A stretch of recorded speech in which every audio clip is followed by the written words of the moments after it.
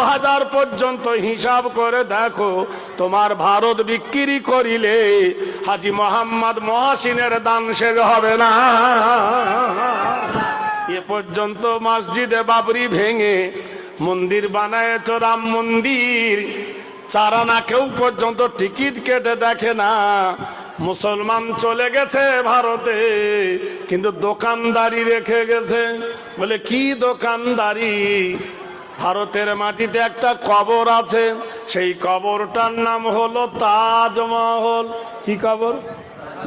500 টাকা টিকিট। প্রতি মাসে ইনকাম হয় 10 কোটি টাকা। 10 কোটি টাকা যদি মাসে ইনকাম হয়, বছরে হয় 100, কত 20 কোটি টাকা। নারায়ে তাকবীর। এ টাকাগুলো কারা খায়? মোল্লারা খায় না তোমরা খাও?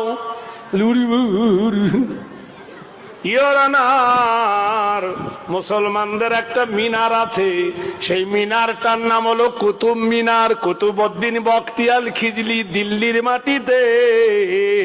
সেই মিনার দেখতে গেলে টিকিট লাগে 40 টাকা। মাসে হয় 2 কোটি টাকা ইনকাম। তাহলে মাসে 2 কোটি হলে বছরে হয় 24 কোটি টাকা। এই টাকাগুলো কোথায় যায়? মুসলমানদের একটা ঘর আছে ফতেপুর, সেই ঘরটা হুমায়ুন বানিয়েছিলেন। আরেকটা ঘর হলো আগ্রা, সেটা আকবর বানিয়েছিলেন। আরেকটা হলো লালকেল্লা, শাহজাহান বানিয়েছিলেন। এই 3 ঘর থেকে আসে মাসে 3 কোটি টাকা। তাহলে 3 বারং 36,000 টাকা থাকে, 36 কোটি টাকা আসে বছরে। মুর্শিদাবাদের মাটিতে একটা ঘর আছে ইয়োরানার, তার নাম হলো হাজার দুয়ারি। তার টিকিট হলো 20 টাকা। প্রতি মাসে 2 কোটি টাকা ইনকাম হয়, বছরে ইনকাম হয় 24 কোটি টাকা। একবার সুবহানাল্লাহ বলুন, আরো জোরে বলুন।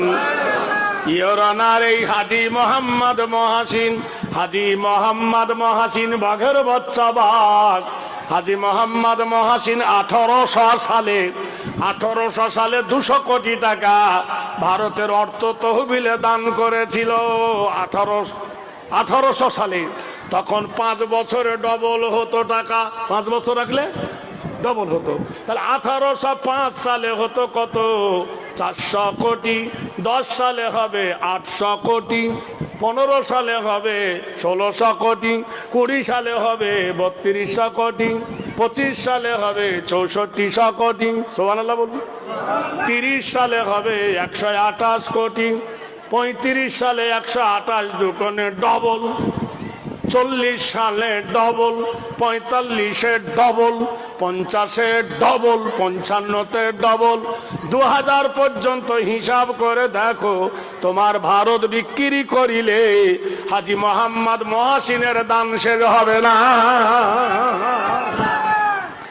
ইয়োরানার আরেকজন বাদশাহ শের শাহ, দিল্লি নয় পাঞ্জাব থেকে হাওড়া পর্যন্ত রাস্তা বানিয়ে গিয়েছিল। Sher Shah road, GT road, গ্যান্টল রোড। সুবহানাল্লাহ বলুন। লক্ষ লক্ষ টাকা ট্যাক্স আদায় করছে হাজি, জেনে রেখে দিও। তাহলে সেই অত বড় বীরবলের টাকা দান করেছিল একজন বাদশাহ। শের শাহ রোডটা তাহলে মুসলমানকে দিয়ে দাও। মুসলমানকে তাড়াতে হবে না, মুসলমান ভারত থেকে চলে যাবে। আমরা কারোর দয়ায় বেঁচে বাস করি না দেশে, আমরা কারোর দয়ায় বেঁচে বাস করি না দেশে। দেশের জন্য ফাঁসির মঞ্চে প্রাণ দিয়েছি হেসে। সুবহানাল্লাহ বলুন। ভারতবর্ষের মাটিতে জাতীয় সঙ্গীত হলো 4টে। একটা গেয়েছে আল্লামা ইকবাল। কি গেয়েছে? सारे जहां से अच्छा ये हिंदुस्तान हमारा, हम बुलबुल है इसकी ये गुलसता हमारा। গেয়েছে আল্লামা ইকবাল। আরেকজন গেয়েছে কি? হাও করো মেতে धी হও উন্নত সি নাহি ভয়, ভুলিবে তো ভেদে গান, হও সবে আগুয়ান। সাথে আছে কে? সাথে আছে বলছে ভগবান। ওই ভগবানটা কেটে দাও।